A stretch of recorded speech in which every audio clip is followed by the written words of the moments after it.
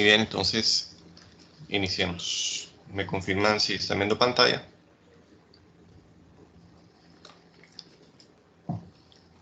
Vamos hasta las 12. Sí, profe. Con este tema y seguimos a las 2. Bien, modelos de inferencia causal y predictivo, ya los estábamos viendo. La diferencia, los peligros de interpretar esos coeficientes de correlación y los diagramas de dispersión de forma causal. El modelo ideal.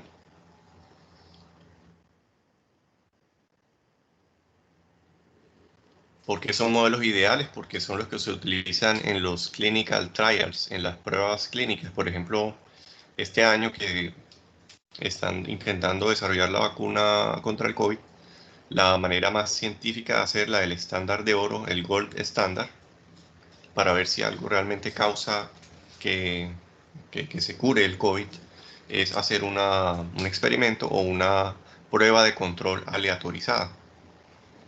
¿No es cierto? Toman un grupo de pacientes, hacen un sistema doble ciego en el que ni los pacientes saben quién está recibiendo el tratamiento, la vacuna verdadera, y quién está recibiendo el placebo, y ni los médicos tampoco saben a quién están aplicando el verdadero y el placebo. Con ese sistema doble ciego miden los resultados de cuál de los tratamientos es realmente efectivo para mejorar la salud de las personas, y ahí se tiene entonces que aprueban o desaprueban esos medicamentos, esos tratamientos y esas vacunas. Esto se va a traslapar un poco con lo que ustedes ven en otros cursos de estadística como diseño de experimentos, pero no tanto. Van a ver por qué después no vamos a hacer unos aportes nuevos. Entonces, este tipo de cosas desde el 54 se vienen aplicando los RCTs o Randomized Control Trials, en español las pruebas de control aleatorizadas, copiando del modelo del estándar de oro de las pruebas clínicas.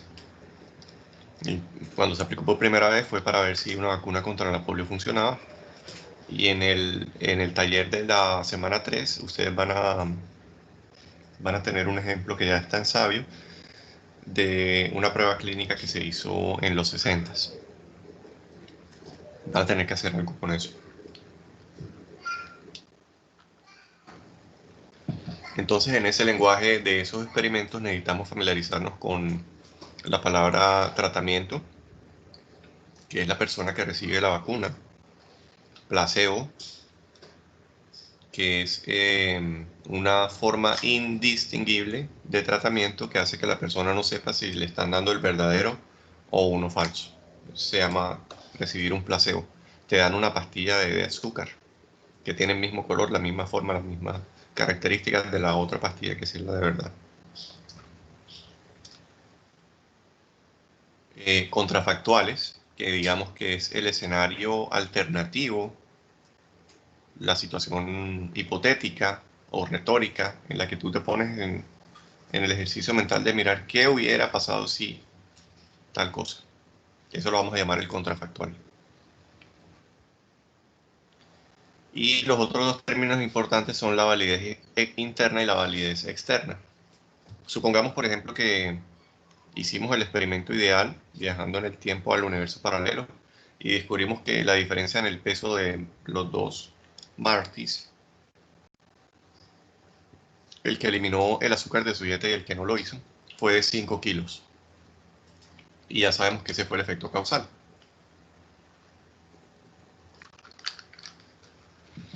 A eso se le hace una prueba estadística para ver si es significativamente diferente de cero, y supongamos que sí lo fue. Si sí lo fue, decimos que el azúcar causa el sobrepeso. Pregunta, ¿qué tan extrapolable es esa conclusión de que cuando le hicieron el experimento a este personaje se encontró ese efecto de 5 kilos como efecto causal, para que tú lo publiques como algo generalizable para todos los seres humanos y que puedas decir en tu estudio: miren, cualquier persona en cualquier parte del mundo, en cualquier momento, que elimine el azúcar de su dieta va a haber reducido su peso en 5 kilos? Para tú poder hacer esa conclusión, ahí hay un salto grande, ¿no?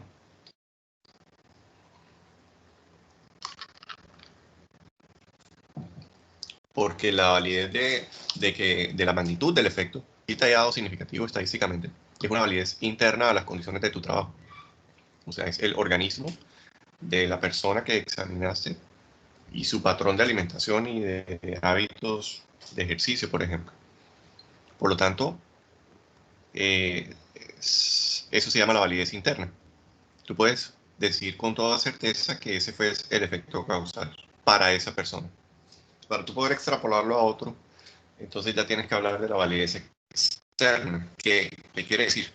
Que para que un nutricionista pueda extrapolar la conclusión a otras personas distintas al del experimento original, o a las personas del experimento original en un mundo en el que tienen otros patrones de alimentación, ya eso no se sabe si el efecto también va a ser de 5 kilos. Ya pierde capacidad de generalizarse. A esa capacidad de poder generalizarse se le llama la validez externa de la investigación. Entonces, hemos acumulado varios términos: tratamiento, placebo, contrafactual, validez interna, validez externa, que va a ser el abecedario del resto del tiempo que vamos a trabajar hoy. Y espero no tener que volver a repetirlo a cada rato, porque ya creo que quedó claro.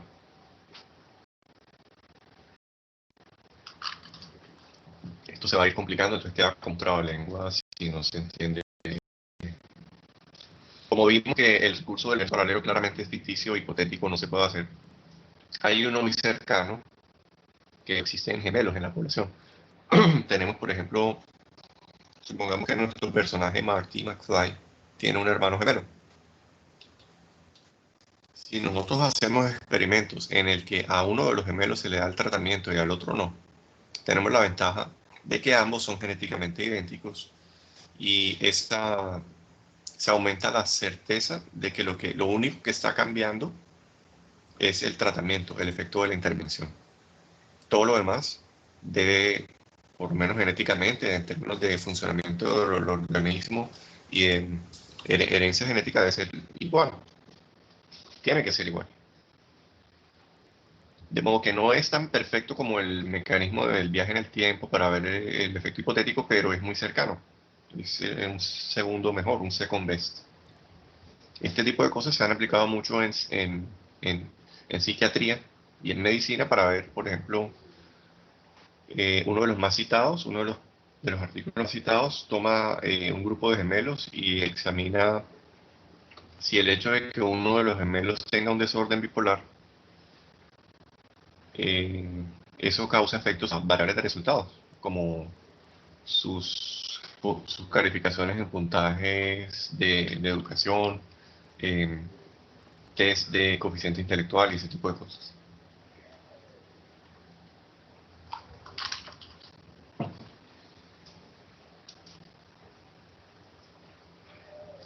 Entonces, tenemos el ejercicio hipotético del universo paralelo, no puede. El del gemelo sí se puede, pero debe ser muy costoso reclutar gemelos con la suficiente tamaño muestral para tus estudios. Entonces, tampoco nos vamos a concentrar en este tipo de estudios. Tercer caso es el que hace Donald Rubin. Donald Rubin va más allá de su recurso. Él no necesita que las personas sean gemelas. El quid del asunto en un modelo a la Rubin es que si las personas que reciben el tratamiento se eligen al azar, sus diferencias que van a obedecer a causas genéticas y no se van a cancelar entre sí. Todos los estadísticos sabemos que si se realizan dos muestreos válidos con tamaños lo suficientemente grandes, las muestras que estás extrayendo deben compartir las mismas características en promedio. Si fue bien diseñado el muestreo, estratificado y todo eso, tú eliges dos muestras al azar y esas dos muestras son útiles para hacer ejercicios estadísticos eh, con toda la confianza.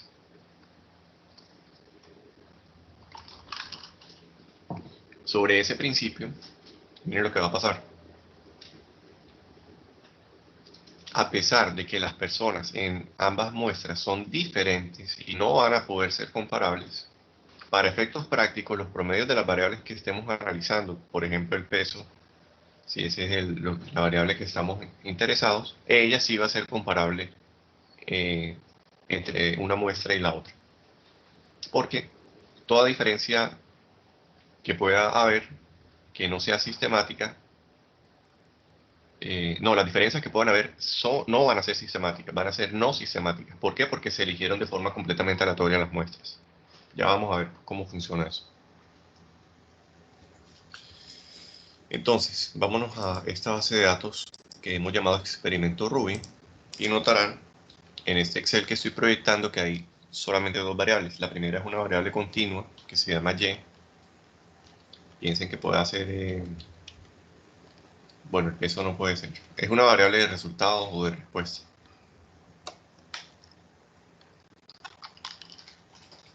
Y en la columna B tenemos una variable dummy, es decir, que solamente toma valores de unos y ceros.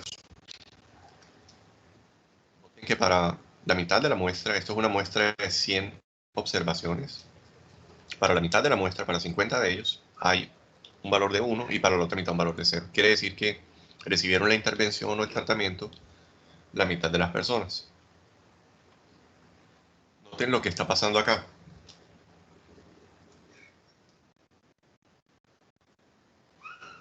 Aquí tengo un pegue de las observaciones 2, 3 y 4 con las observaciones 52, 53 y 54.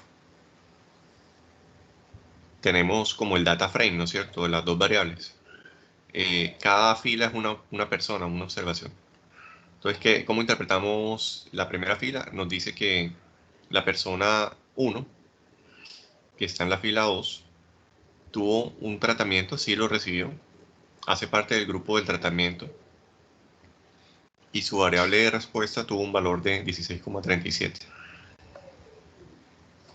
Compárenlo con el de la 52, que nos dice que esa persona hizo parte del grupo de control porque en su columna TR, que es la abreviatura de tratamiento, tiene un 0 y su variable de respuesta tuvo un valor de 10,39. Lo que quiero más que todo es que veamos una primera generalización de las diferencias que hay entre los grupos, el grupo de tratamiento y el grupo de control. Se observa un patrón, ¿verdad? Que el grupo de control tiene unos Ys bajitos. Miren que el promedio está como entre 9 y 10. Y el grupo de tratamiento tiene unos Ys altos. Está oscilando entre 16 y 17. Y el truco del modelo de Rubin es que hay que mirar las cosas a nivel de grupos de personas, no de individuos o gemelos o cosas de ese estilo hipotético.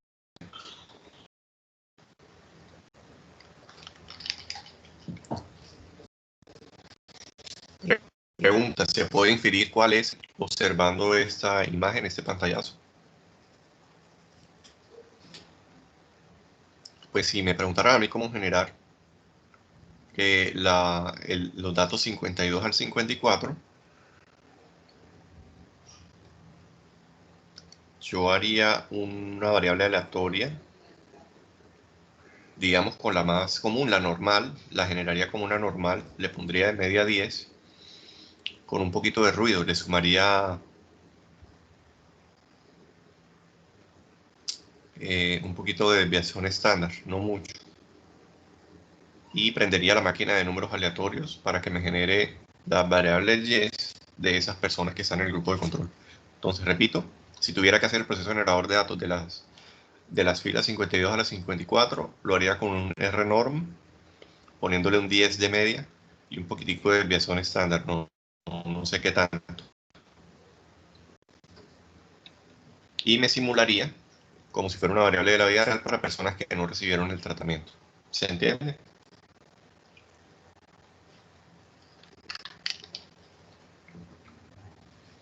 Por otro lado, si quisiera simular a las personas de las observaciones 2 a la 4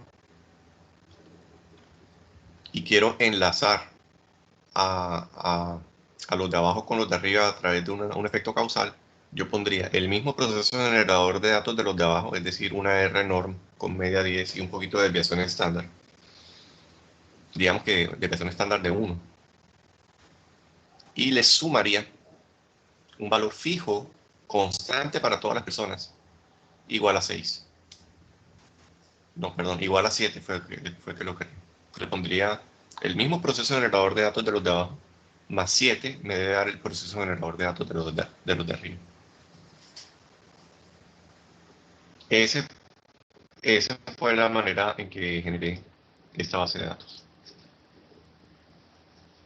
De ahí, de saber cómo fue ese proceso generador de datos, vamos a ver que a la serie reversa, ir de atrás para, perdón, ir de adelante para atrás, vamos a recuperar incluso por mínimos cuadrados ordinarios un beta igual a 7. A pesar de que no tenemos variables continuas en ambos lados, tenemos una variable continua al lado izquierdo y una variable dummy, se escribe dummy con doble M. En libros en español también la llaman variables binarias o dicotómicas en el lado derecho. Es todo lo que se necesita para hacer un diseño experimental. En su versión más básica, después lo vamos a complicar.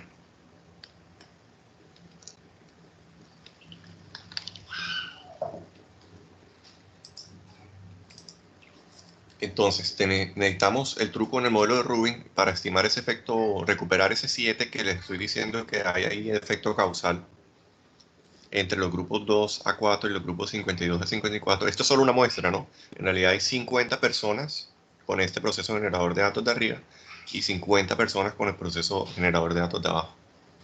El original es el de abajo. El de arriba es una versión modificada donde le sumamos un 7 por poner cualquier número constante, ¿no? El 7 lo puse para que fuera un poquito, para que fuera mucho mayor a la desviación estándar y diera estadísticamente significativo. Con esas dos características de que tú tengas un buen tamaño muestral, en este caso 50 en cada grupo, y que haya una asignación aleatoria de a quién se le dio el tratamiento y a quién no, que efectivamente así fue, ya tú puedes recuperar el efecto tratamiento.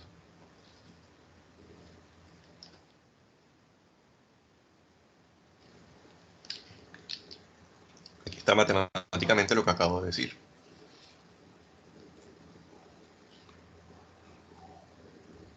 Para el grupo de control, Y sub I, en el grupo de control se distribuye normal, media 10, desviación estándar 1. En el grupo de tratamiento, Y sub IT va a ser igual al mismo Y sub IC, sumándole un efecto del tratamiento igual a 7. Ese efecto va a ser causal porque fue lo único que cambió en el experimento, todo lo demás permaneció constante.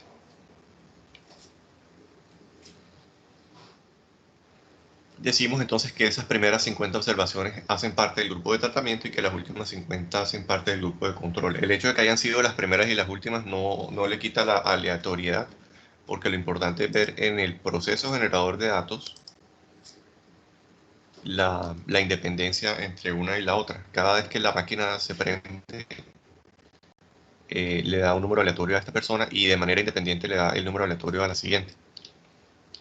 Si eso ocurre, el orden en que finalmente tú lo muestres en la base de datos va a seguir siendo aleatorio, puramente aleatorio. Bueno, aleatorio distribuyéndose normal.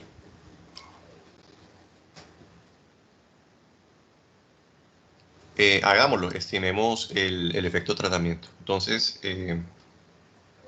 esta base se llama experimento Rubin. Vamos a ver si ya está en Savia, para que me acompañen haciéndolo ustedes también.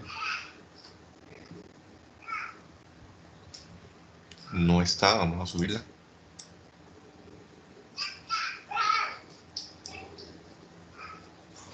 Le subí el proceso generador de datos y ahora le subí el Excel con...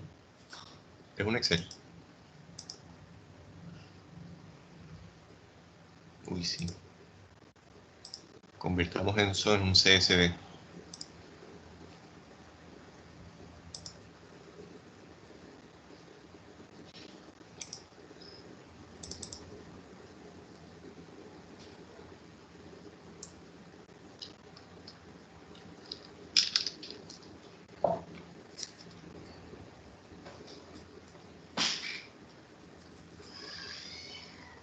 Impórtense por favor entonces los que están trabajando al ritmo de la clase.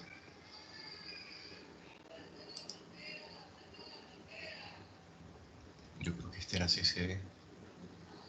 Ya está CSV, listo. Lo debía haber subido en CSV. Vamos a importarnos eso y le hacemos la estimación del efecto tratamiento, ¿vale?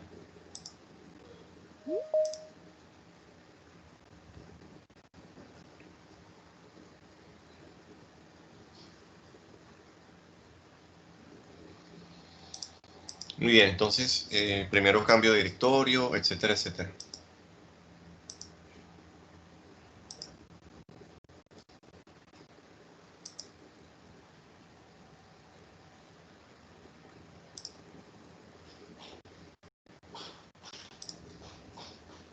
Profe, hágame el favor, ¿qué es Dígame. lo que vamos a importar? Hay un archivo en Sabio en la semana 3, o tema 3, abajo, en verde, se llama experimento Rubin. Es un CSV, un archivo de comas separados por coma, valores separados por coma.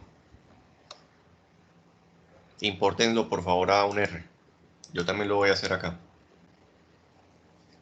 Esperen, se los anoto por si no me vieron, se los anoto en el WhatsApp. Entonces, para ir al mismo ritmo, para trabajar al ritmo,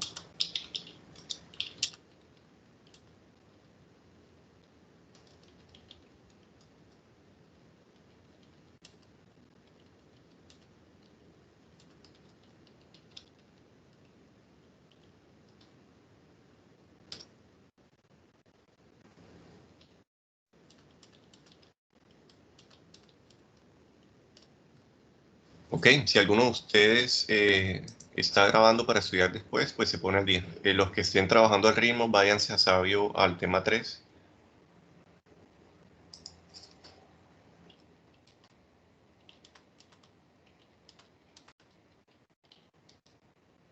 Váyanse por favor al tema 3, descargan un archivo que se llama experimentorubin.csv, lo importan a R.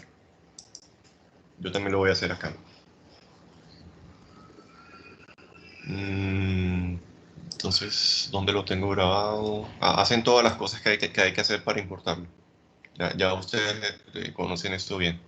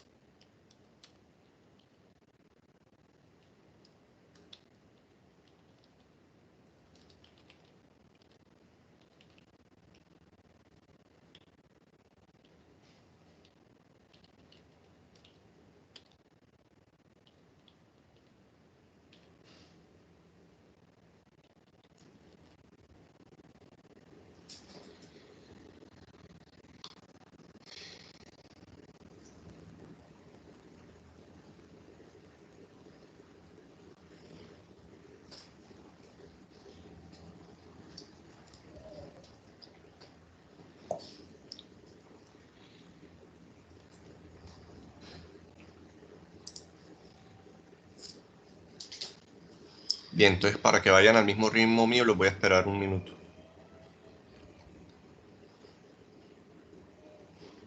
Descarguen modelo Rubin.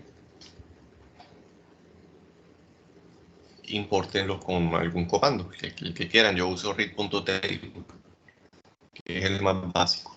Pero pueden usar reads-de-piso CSV. O, ¿cuál es que es la otra variante?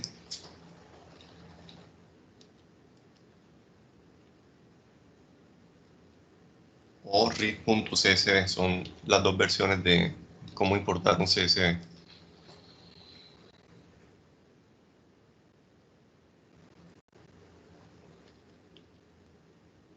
Cuando lo usan con punto, es la que genérica del R base y es un poquito lenta. Cuando lo usan con guión de piso es porque importaron un paquete que se llama read, reader. Es uno de los comandos más veloces para importar bases de datos grandes que hay en R. Es una locomotora. Repito, lo pueden hacer con read table, con read CSV. Bueno, y algunos de ustedes usan formas más exóticas que es read.delin, scan, readline. Hay 10.000 formas de importar un CSV por menús. Entonces lleguen ahí y seguimos.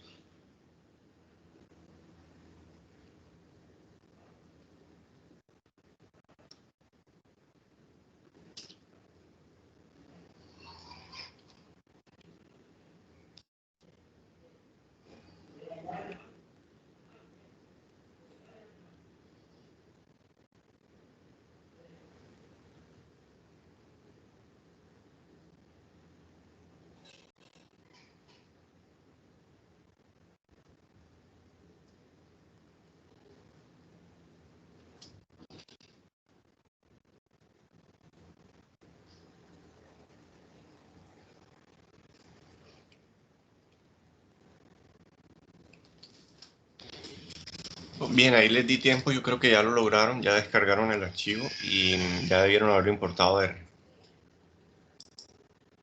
Supongamos que esta es su investigación, que ustedes están haciendo un trabajo de grado y ya tienen encontrada y definida su variable de interés, se llama Y. Quieren estudiar qué causa a esa variable de interés. Ya saben importarla por todos los métodos que hemos visto. Un siguiente paso, si estamos como simulando que esto es una investigación, debería ser limpiar esa variable con las técnicas vistas en clase. Hagámosle por ejercicio estos chequeos de revisión de outliers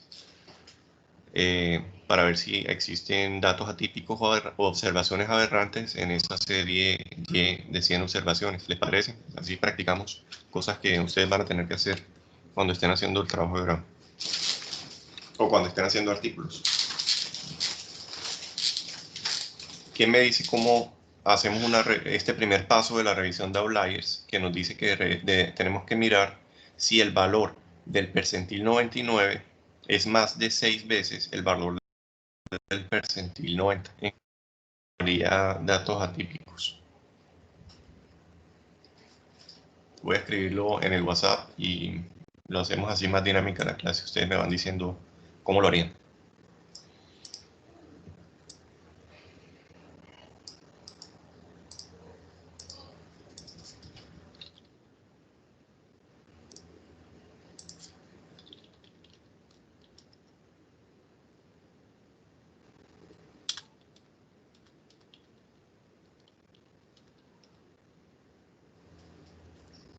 El que tenga propuestas las puede escribir en el chat y lo revisamos en vivo.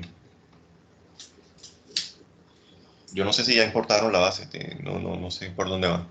Estoy a ciegas.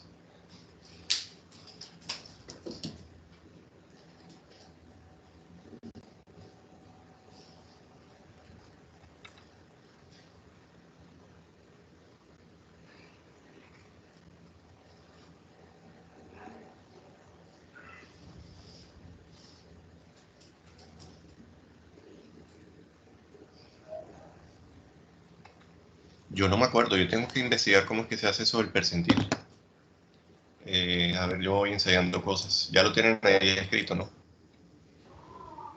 Es una delicia trabajar en R.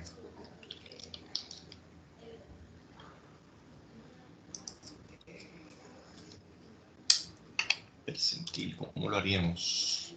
Para un análisis gráfico, profe, con el Botplot no se podría mirar a ver outlier.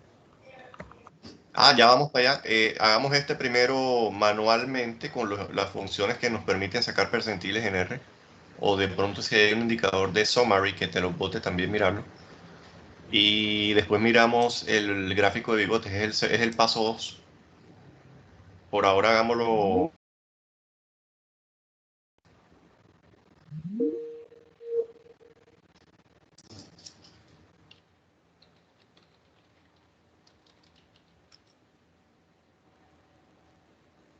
Por ahora, Santiago, creo, hagámoslo manual. ¿Cómo sacamos el percentil 99 de la variable y? A mí se me olvidó.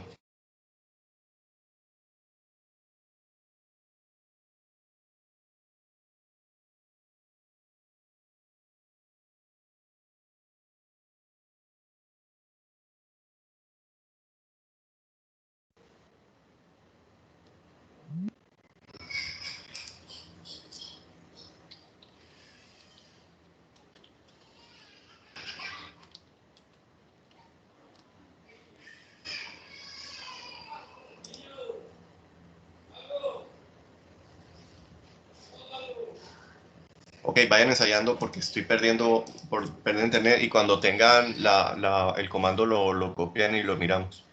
Yo no me acuerdo. ¿Cómo que se saca un percentil? Yo lo hice para un proyecto esta semana, déjenme ver si lo tengo aquí abierto.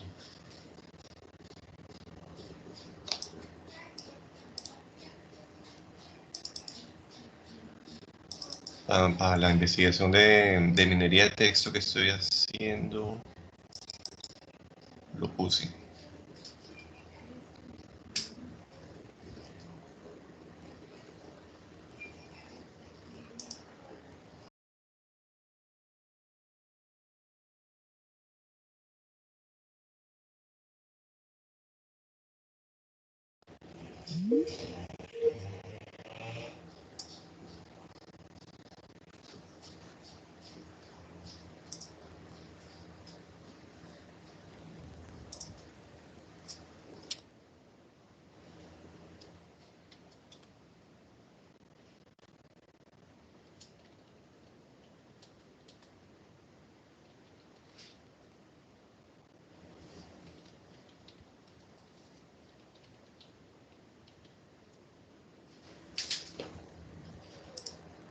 Ahí volví. Bien.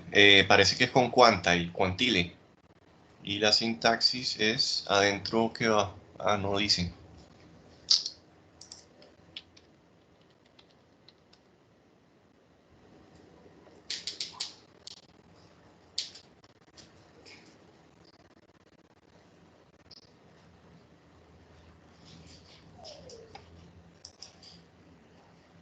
Corresponding to the given probabilities.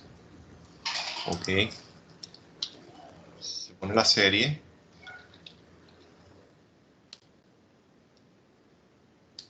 Coma. Props.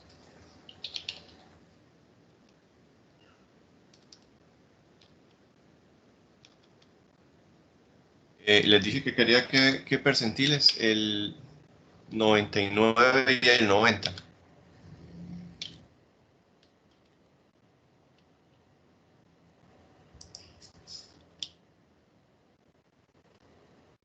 Les propongo que hagamos esta. Quantile, entre paréntesis, nombre de la serie, coma, props igual 90,99. La idea es esta. Si encontramos como regla de oro, como heurística, que si el valor del percentil 99 es más de 6 veces el del percentil 90, eso es señal de un dato atípico alto.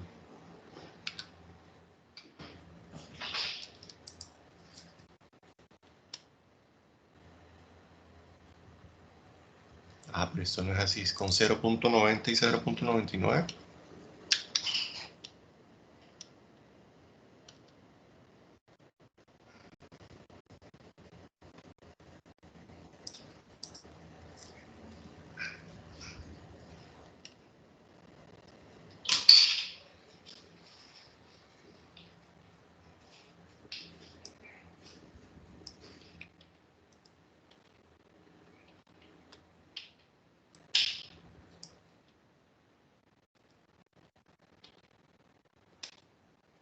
Ahí superó la prueba de que por ese lado no tiene ese dato típico con esa primera prueba.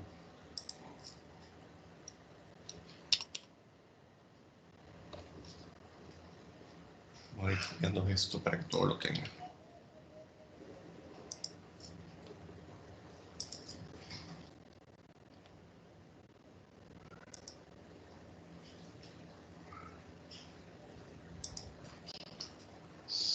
Nadie puso más, entonces sigamos. Hagámosle.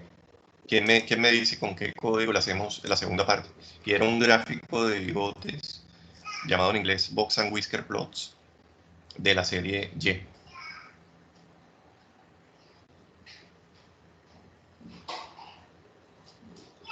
Me lo copio aquí para que lo haga.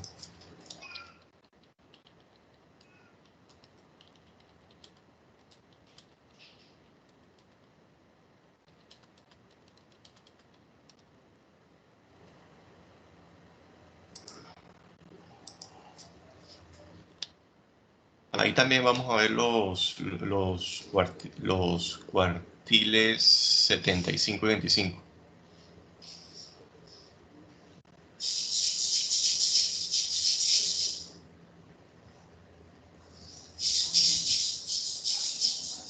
O sea, el primer cuartil y el tercer cuartil. El cuantil 25 y el cuantil 75. Hay que usar el lenguaje bien.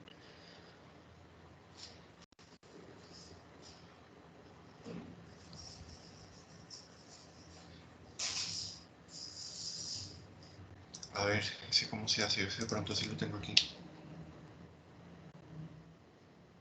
Y tratemos de ponerlo horizontal, que es más fácil la interpretación.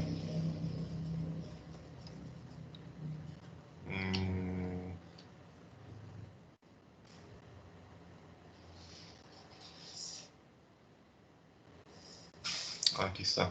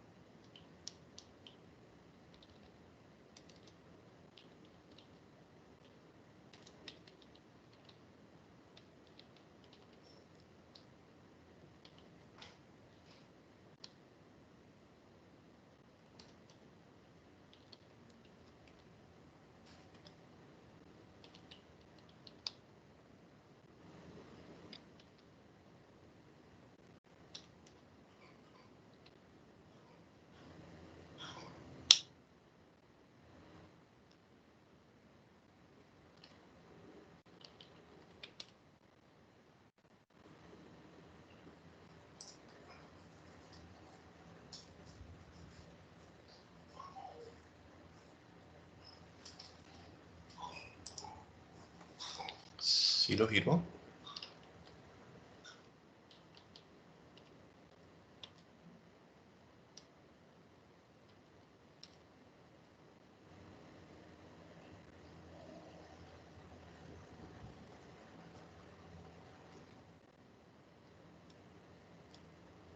Ah, no, no hay que ponerle core flip, él sale horizontal ya.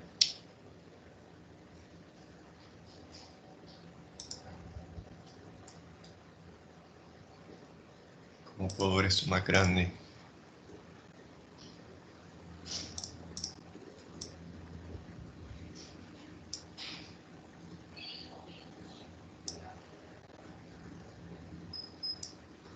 ¿A todo le dio así?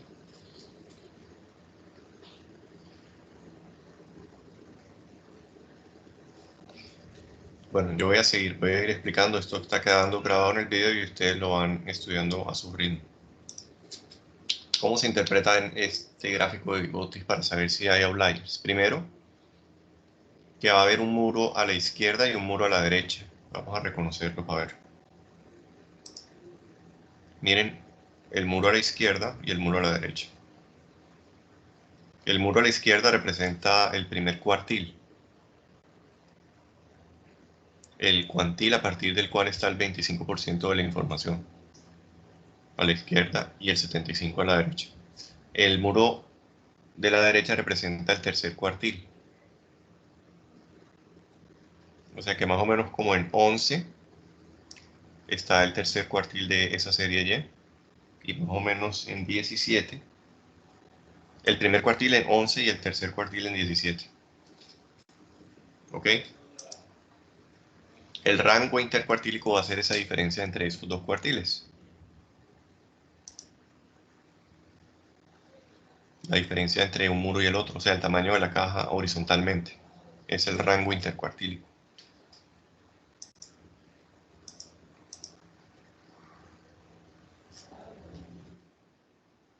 La banda dentro de la caja representa el segundo cuartil, es decir, la mediana. Miren la banda o línea vertical de la mitad. Ahí está la mediana. Esto tiene un montón de información. Ya sabemos que tenemos cuartil 1, cuartil 2, rango intercuartílico, mediana.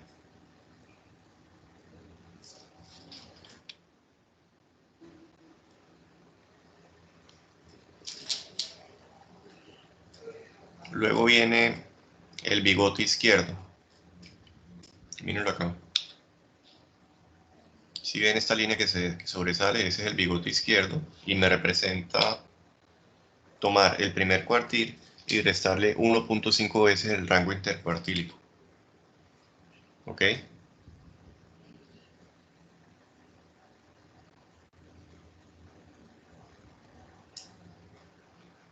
De modo que ahí está.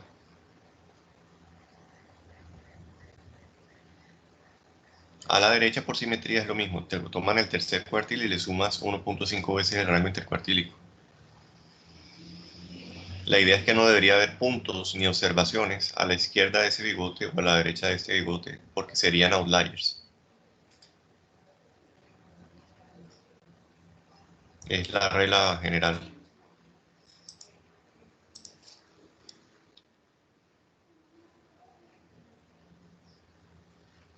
Entonces, un valor más pequeño que el bigote izquierdo es considerado atípicamente pequeño.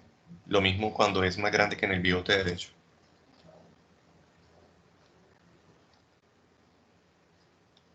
En nuestro caso parece que no pasó, pero hagamos un ejercicio de meterle un outlier para ver cómo se vería en ese gráfico y lo volvemos a ejecutar. Pongamos que la serie de datos y en la primera observación se la reemplazamos por un valor bien alto, 200. Volvemos a ejecutar el ggplot para ver el gráfico de bigotes.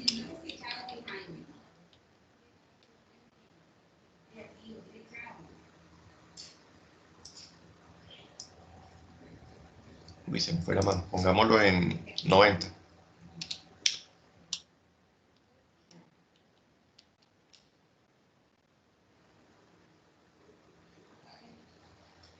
¿Sí lo ven? A pesar de que lo natural sería que todos los datos estuvieran en ese rango, aquí se ve un punto que es el dato atípico.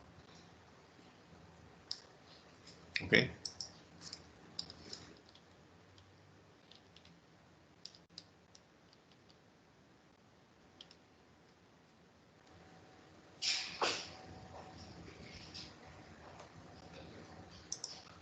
Método 3 es utilizar el comando boxplot.stats que nos da automáticamente los outliers.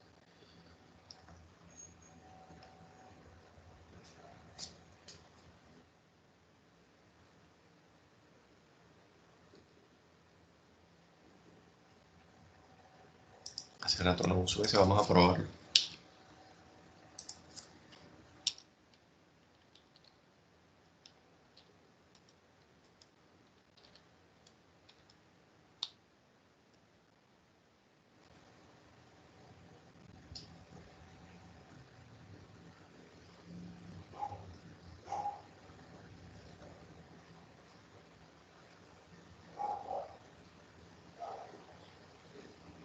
Aquí están los valores como tal de que se reproducen en el boxplot, ¿no es cierto? Tenemos la mediana, el cuartil 1 y Cuartil 1 menos 1.5 veces rango intercuartílico. Cuartil 3 y cuartil 3 más 1.5 veces rango intercuartílico.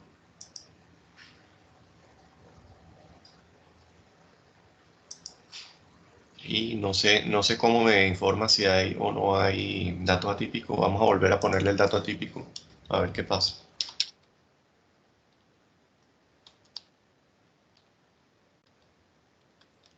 80 esta vez.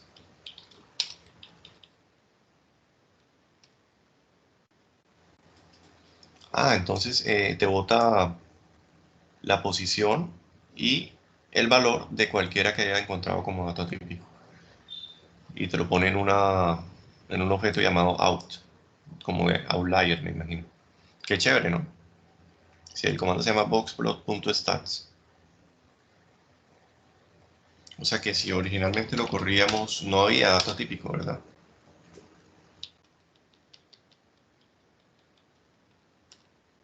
El original, conjunto vacío, no había datos atípicos según boxplot.stats. Otro método. Vamos a hacer la prueba de outliers de Grops, que está en R con el comando grops.test. Requiere el paquete outliers.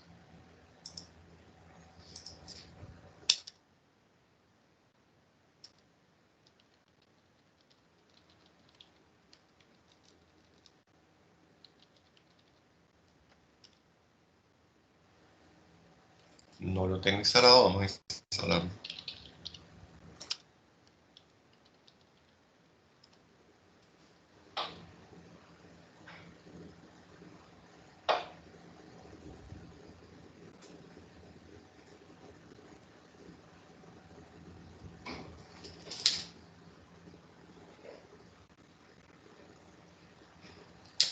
Mientras eso instala, les copio código.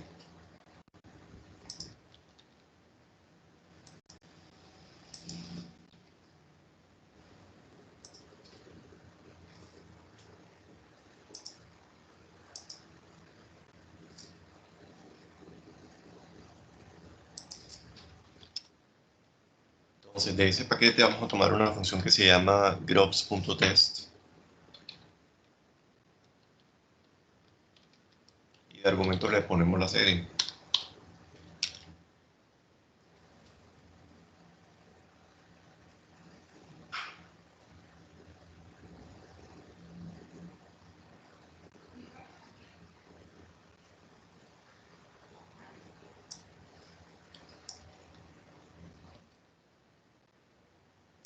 Dice, entre menor sea el p-valor arrojado por la prueba, mayor es la probabilidad de que el punto probado sea un outlier. Pero esto hay que aplicárselo a un punto en particular. Supongamos que se lo hacemos al punto 1. En esta versión de la base de datos no es atípico. 16. Pero bueno, vamos a por probarlo, a probárselo a ese punto. Y nos sale, si es así, p-value not available. A ver.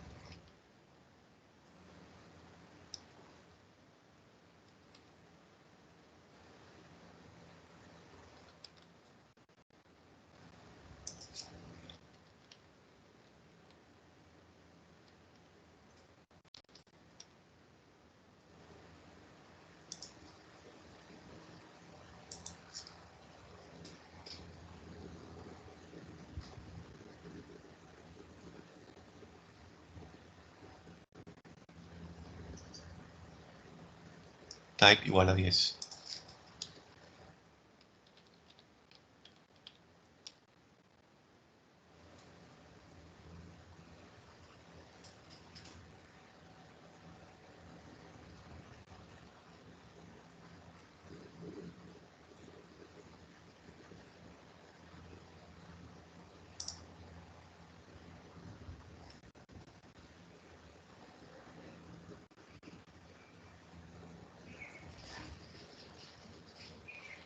Y de type igual a 10, después se examina el p-value, y la idea es, entre menor sea el p-valor, mayor es la probabilidad de que el punto probado sea un outlier. sea que en este caso no habría outliers. Pero si le cambiamos y le hacemos la prueba de que el primer dato sea bien grande, vamos a ponerlo en 70 esta vez.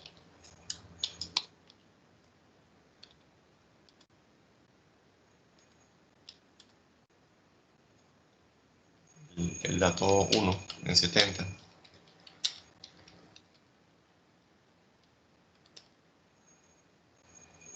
Nos da un p-valor bastante menor a 0,05. Quiere decir que sí encontró un outlier, incluso te dice cuál es.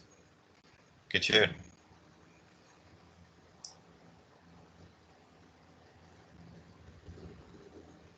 Buenísimo. Con el Groves test.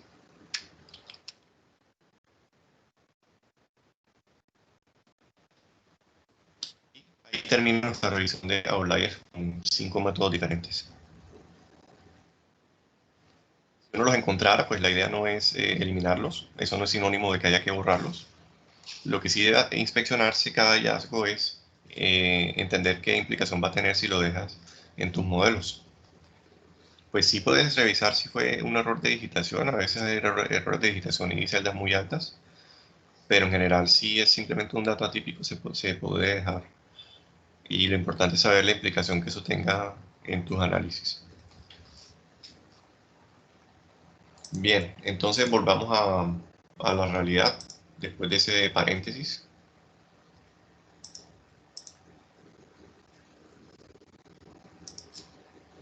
De todas maneras, se los voy a copiar para que lo tengan.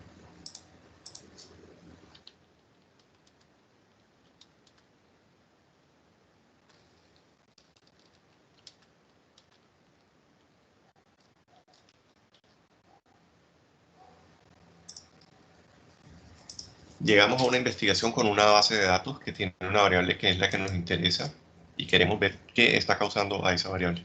Le hicimos algunas limpiezas, por ejemplo, a Outliers, pasó todas las pruebas. Siguiendo entonces, queremos hallar la diferencia de medias entre el grupo de tratamiento y el grupo de control. Vamos a volver a ver la base. Quiero ver cuál es el promedio de Y si lo agrupara con los que tienen la columna TR igual a 1 y el promedio de Y si lo agrupara con las columnas TR igual a 0. Entonces TR va a servir como de variable categórica con la cual tengo que hacer un agrupamiento, es decir, un group by. Para los que manejan dplyr, creo que me entienden que es un group by. Y luego un summarize que me calcule la media de la variable Y en esas agrupaciones. Entonces ahí el ejercicio es sacar con R la diferencia de medias entre el grupo de tratamiento y el grupo de control.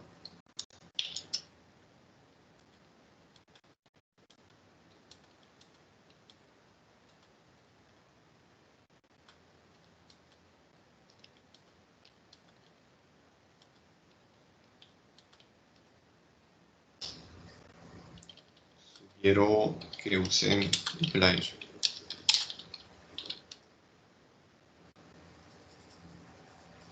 O háganlo como mejor se les ocurra. Tienen 2 minutos.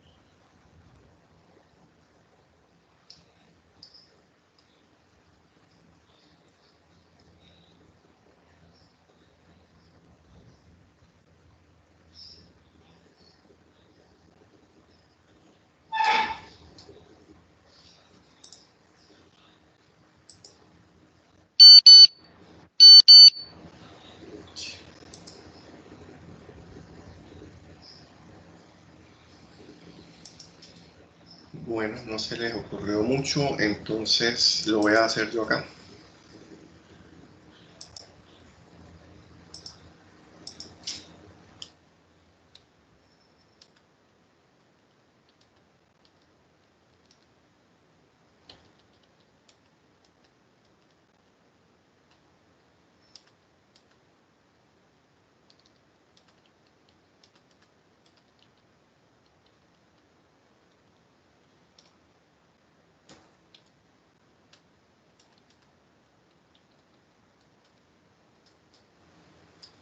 Cargamos dplyr.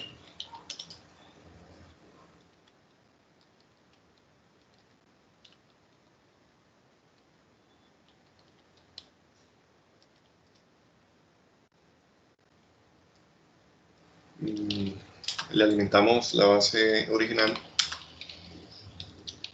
Vamos. Hacemos un agrupamiento por la variable categórica.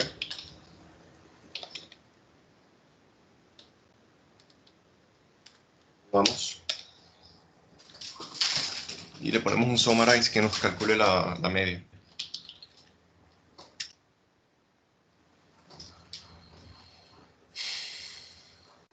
¿Cómo lo llamamos?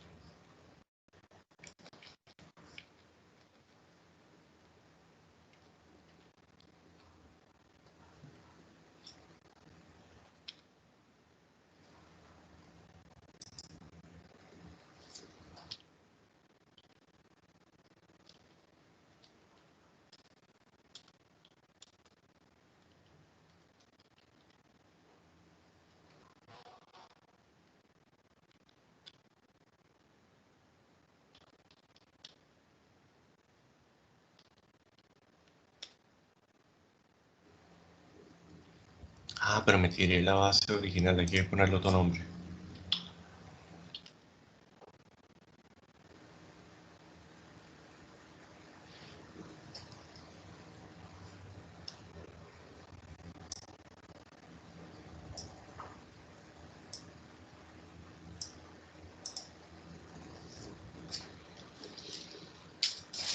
Bien, entonces ese es el resultado. Tenemos una media de Y para el grupo de control de 10,1 y de 17,1 para el grupo de tratamiento.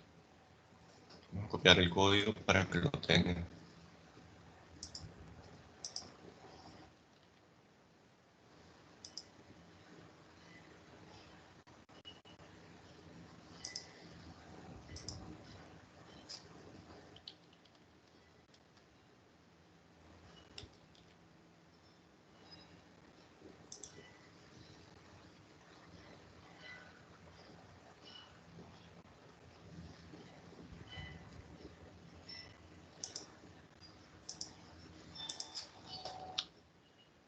Entonces, el anterior cálculo arrojó una media de la variable de respuesta que fue de 17,1 para el grupo de tratamiento y que era de 10,1 para el grupo de control. Si calculamos la diferencia entre la media de estos dos grupos, tenemos el efecto de tratamiento medio, Average Treatment Effect, AT.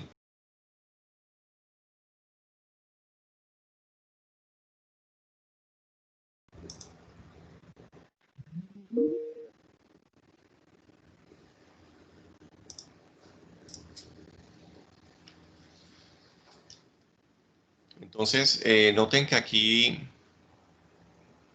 eso tiene por detrás un montón de implicaciones. La primera es la siguiente. Nosotros solo teníamos en la base de datos un grupo de tratados y un grupo de control. Llamemos al control con la letra C y a los tratados con la letra T. Nosotros podemos seguir subdividiendo a esas personas de acuerdo con estas características. Los vamos a meter en un grupo 0C, 0T, 1T y 1C, según la siguiente convención. A los 0C vamos a considerar que ahí están los no tratados en el universo observado en el que no los trataron. En nuestra base de datos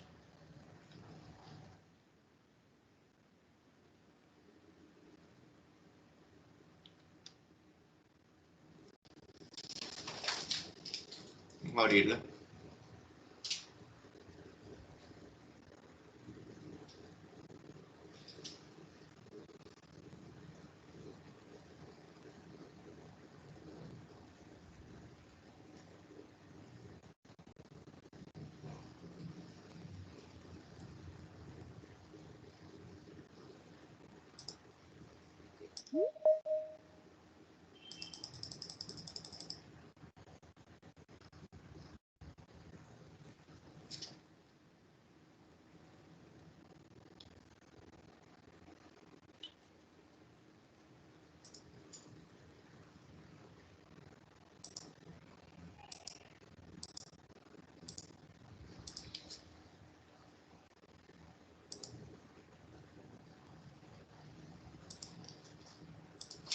En nuestra base de datos, el grupo 0C, entonces, va a representar todas las observaciones de la 50, de la 51 a la 101, de la 50 a la 100. Okay. Estas son las observaciones 0C.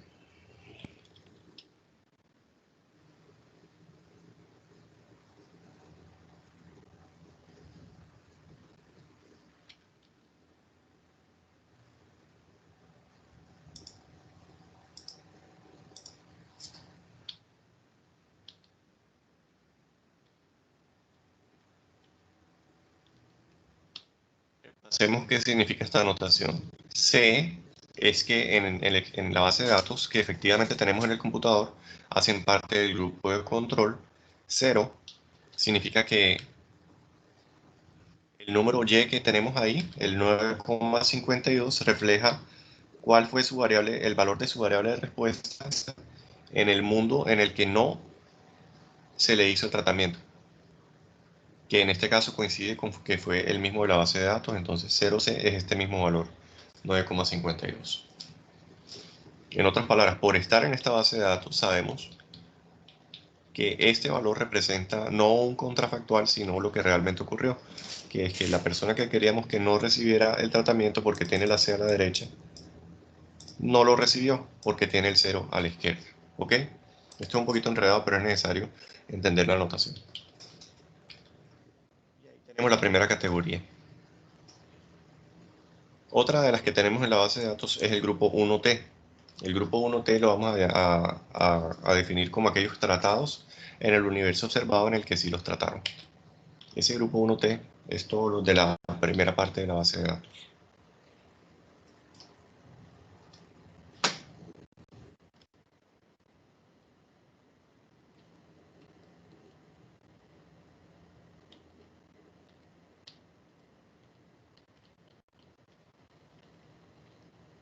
Entonces, nuevamente el análisis. El hecho de que tenga una T aquí a la derecha significa que en mi base de datos observada fueron tratados. Hacen grupo de los primeros 50 observaciones. Y el número 1 a la izquierda significa que quiero que el Y que aparece ahí en la columna A me refleje el escenario en que a esa persona sí la trataron. Como a esta persona que hace parte del grupo de los 50 primeros sí la trataron, ese Y está bien asignado ahí y es un 1T. No hay que hacer contrafactual, no hay que hacer ejercicio hipotético de pensar qué hubiera pasado si.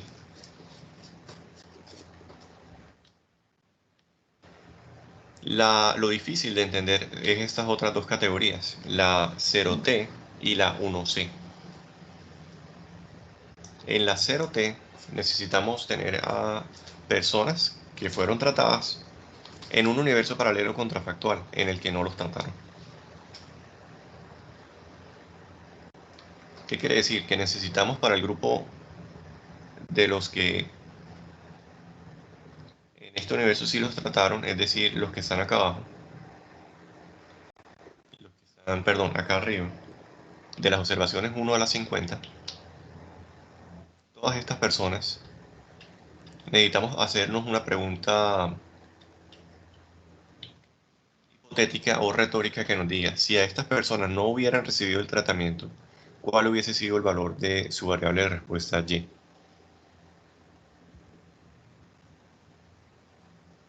Al tener ese valor de Y que responde a esa pregunta, ya podemos clasificar ese valor de Y como 1, perdón, como 0T. ¿Ok? No lo tenemos en la base de datos porque no lo observamos, pero va a haber para esas mismas personas un valor 0T, donde ese Y no va a ser de 17, sino probablemente mucho más bajito, porque es en un mundo donde no recibieron el tratamiento. Y el otro grupo que hay que pensar cómo se saca es el de los 1C. Por tener la C quiere decir que hace referencia a estas personas del grupo de control que están acá abajo. Pero el Y que necesitamos tiene que ser un Y equivalente a un 1. El 1 significa que en un universo como paralelo contrafactual sí los trataron.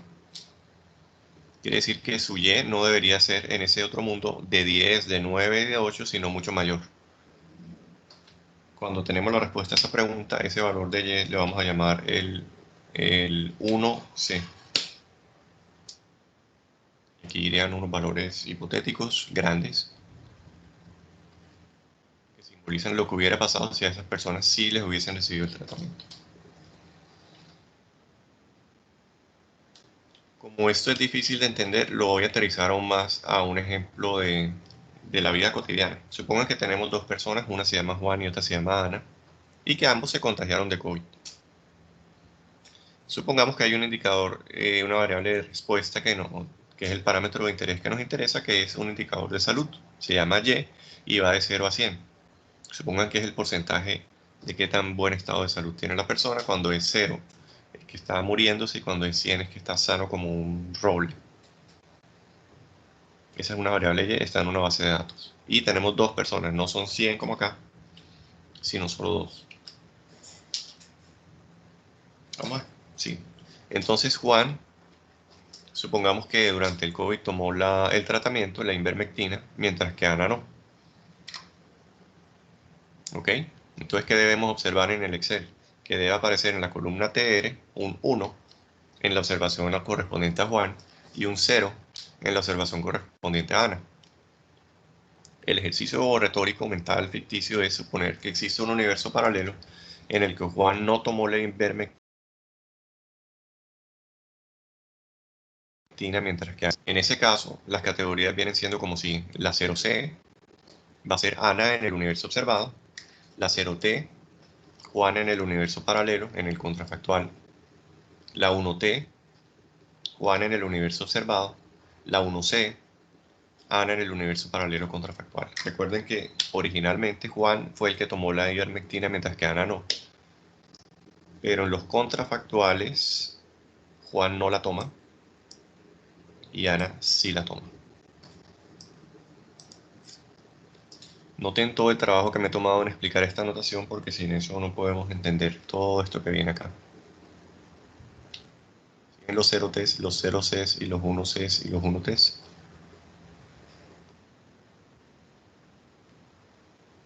Por eso estoy enfatizando bien ese ejemplo. Y es enredadísimo.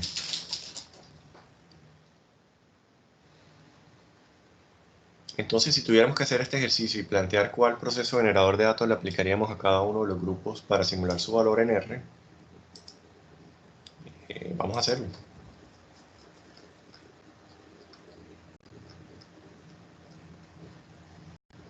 Comencemos con 0C. Escribamos su proceso generador de datos.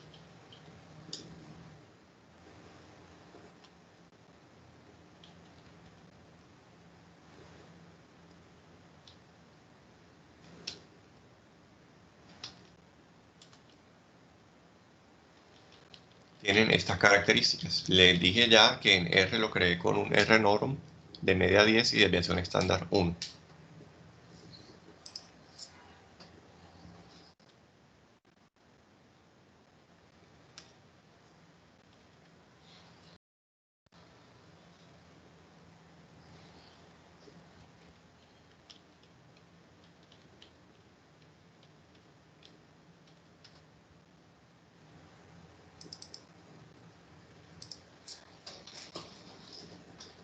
Y ahí está, en la base lo estoy observando. Ahora, esas personas que no recibieron el tratamiento y por eso están en las observaciones de las 50 a las 100.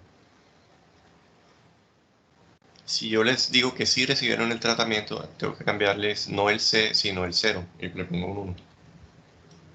Y tengo que cambiarles su proceso generador de datos para que ya no sea ese, sino uno que va a ser diferente. ¿Sí? Aquí me dan valores cercanos a 10, miren, 9, 10, 8, 11, 11. Pero en el caso 1C, que es cuando esas personas sí las tratan, me debe dar diferente. Pregunta, ¿me debe dar mayor o me debe dar menor? Échenle cabeza. Mayor. Sí, señor. Entonces voy a tomar el anterior y le voy a sumar el efecto causal. Que aquí lo definí como un 7. Entonces ya tengo el observado y el contrafactual. a pesar de que en la base de datos solo observo ni idea dónde está. Lo tengo aquí porque yo soy Dios, entre comillas, porque tengo el proceso generador de datos, sé hacer simulaciones de Monte Carlo, por eso enfatizamos simulaciones de Monte Carlo en el trabajo anterior. Vámonos para arriba, hagámoslo ahí mismito, y preguntémonos lo mismo para el otro grupo. Busquemos un proceso generador de datos para los observados, que son los 1Ts. Y lo que vamos a encontrar es que esos observados tienen esta característica.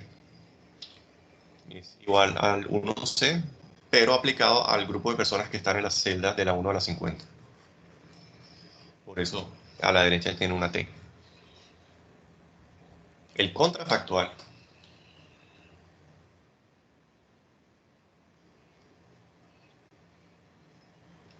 sería, esto enreda, poner el T a la derecha y el 0 a la izquierda. Y la pregunta es, ¿cuál sería su proceso generador de datos de esas personas si no hubiesen recibido el tratamiento? Entonces, este mismo sin el 7.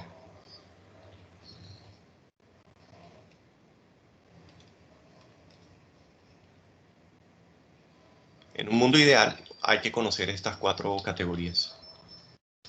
El modelo de Rubin nos dice, voy a resaltar solo las que tú estás viendo. Mira, tienes esta y tienes esta. Trabaja con eso. Y eso fue lo que hicimos. Calculamos una media de este grupo de acá. Nos dio 17,1 la media. Calculamos una media de Y en este grupo de acá. Nos dio 10,1. Hicimos la diferencia entre esos dos grupos. Y nos dio un average treatment effect igual a 7. Lo hicimos en R cuando hicimos esta parte de acá. Mírenlo acá. Luego tú haces una simple resta aritmética y ahí tienes el average treatment effect, el efecto tratamiento medio. Entonces la magia estuvo en que no necesitamos las 4 patas para poder hacerlo. Nótese que el average treatment effect funcionó en el sentido de que le pegó, había simulado que el valor iba a ser de 7 y al hacer la resta acá coincidió incluso con decimales que me dio 7, con casi todos los decimales. Y eso fue pese a que la diferencia la hicimos solo entre 2 de los 4 grupos. Faltaron 2 patas al ejercicio. Lo hicimos con 0C y con 1T. Excluimos y borramos de la base de datos, como si lo hubiésemos borrado, a los 1C y a los 0T. Entonces, el modelo causal a la Rubin consiste en que uno debería tener esas diferencias para todos los 4 grupos y en promedio nos debería dar el AT. Hagámoslo. Introduzcamos, vamos a hacerlo en R.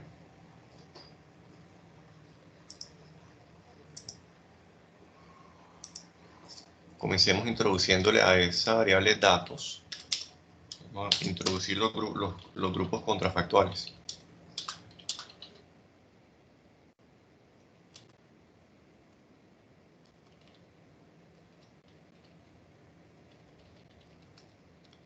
El primero que dijimos que no estaba era los que no están resaltados, ¿verdad? El 0T.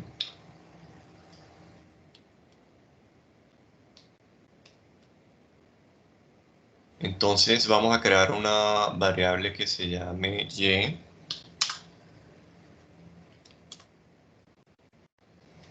Que tenga el proceso generador de datos 0T.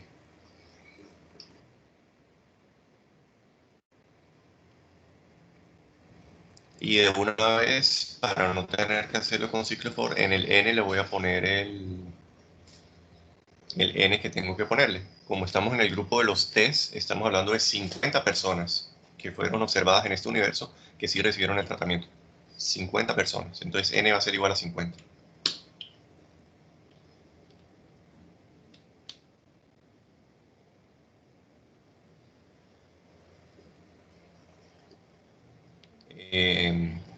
Y eso lo metemos en un data frame, llamémoslo 0T.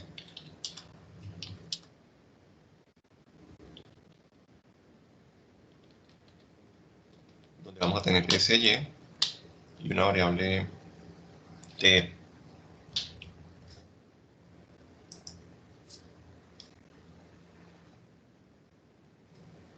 Esa variable tr va a ser igual a 0. Y lo repetimos 50 veces, o sea, rep 0,50. ¿Qué preguntas tienen hasta ahí? Esto se va a ir complicando más y más y más de que a las 5 de la tarde. Necesito que esto quede claro. ¿Qué es 0t? ¿Qué es 0c? ¿Qué es 1c? ¿Y qué es 1t? De pronto viéndolo ya ejecutado va a quedar claro. Si abrimos ese data frame,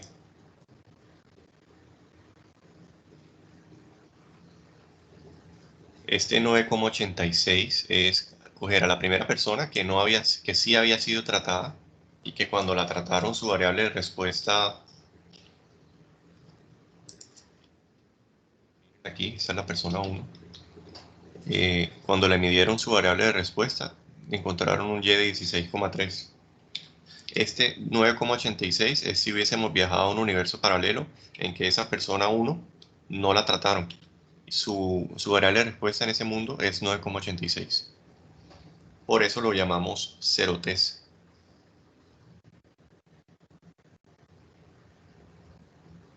Y así sucesivamente para todas las otras. ¿Ok? Eso ahorita lo voy a anexar con un rbint para que me quede 200 observaciones en total en vez de las 100 que tengo. Por ahora creemos la otra pata que me hacía falta, que no está resaltada acá para los grupos de control y que se llama 1C. Necesito que se llame Y, que también siga el proceso que dije que iba a seguir acá.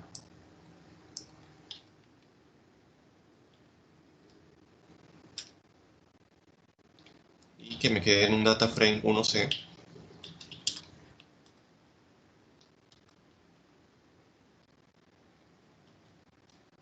Donde voy a tener a Y y a un rep 1,50. El 1 viene siendo que sí reciben el tratamiento.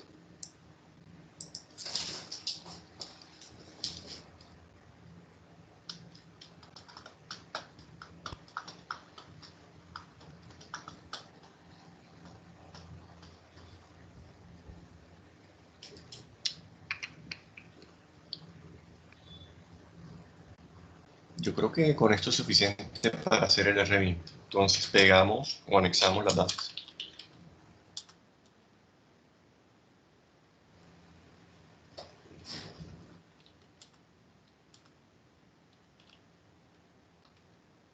La original, data frame 0T y data frame 1C.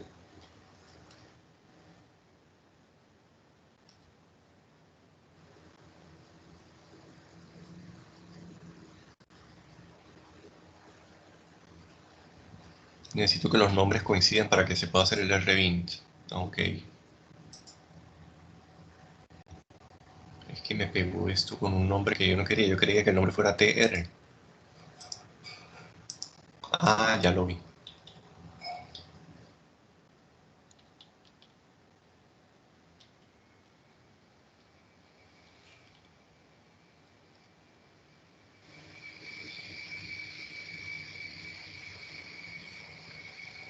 Entonces en mi nueva variable datos voy a tener 200 observaciones, ¿verdad?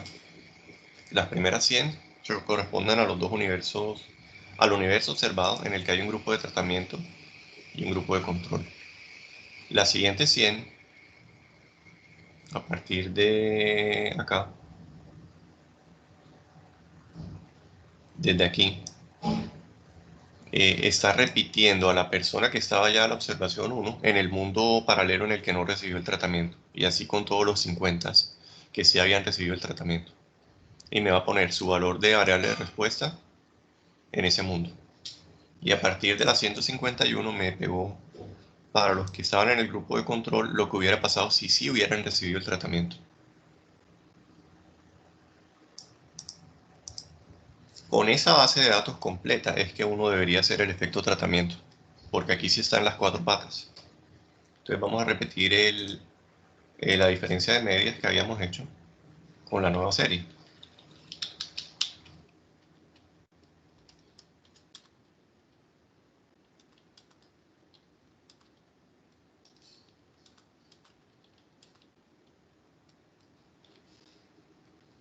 Lo vamos a dejar igualito porque ya están todos los elementos que necesitábamos. Se sigue llamando datos, la columna se sigue llamando tr y la otra se puede seguir llamando y media y.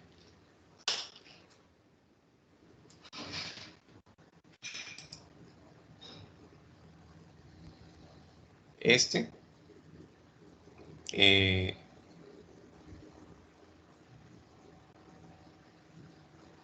está mejor que el otro. Tiene un 16,98 para el grupo de los tratados y un 10,0 para el grupo no tratado. La diferencia es de 6,9. Y este sí fue hecho con los contrafactuales. El truco de Rubin consiste en que a este que estamos viendo acá, que es hipotético y que solo conoce a alguien que tenga los procesos generadores de datos para reconstruir los contrafactuales, a este, si tú le quitas los dos patas de los contrafactuales, te sigue dando lo mismo, te sigue dando un efecto causal de 7. Y lo que hizo Rubin fue estudiar qué condiciones se necesitaban para que el despojar a las bases de datos de esos dos patas no alterara la precisión del cálculo del average treatment effect, del efecto de tratamiento. Interesante, ¿no?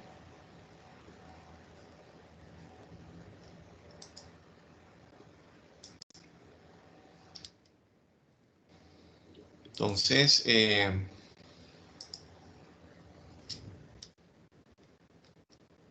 el average treatment effect debería ser coger al grupo de todos los tratados, que incluya todo,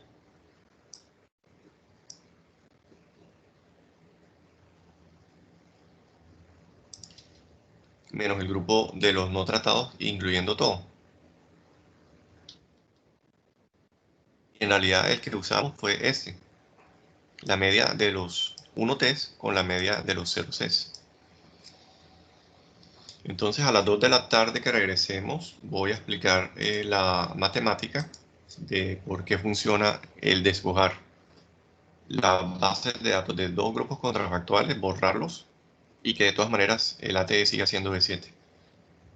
Aquí está el álgebra que explica por qué eso funciona.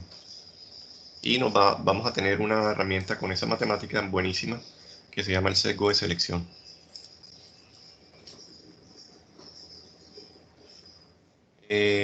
Esto está basado en un curso de evaluación de impacto que me enseñó Juan Fernando Vargas en la Universidad del Rosario en el 2016. Entonces, copyright de que muchas de estas cosas las tomé de sus slides. Y ahí vamos a rematar en la tarde como a las 2:30, 3 con un Monte Carlito para el sesgo de selección bien chévere. Entonces vamos a parar ahí. Nos vemos a las 2 de la tarde en punto.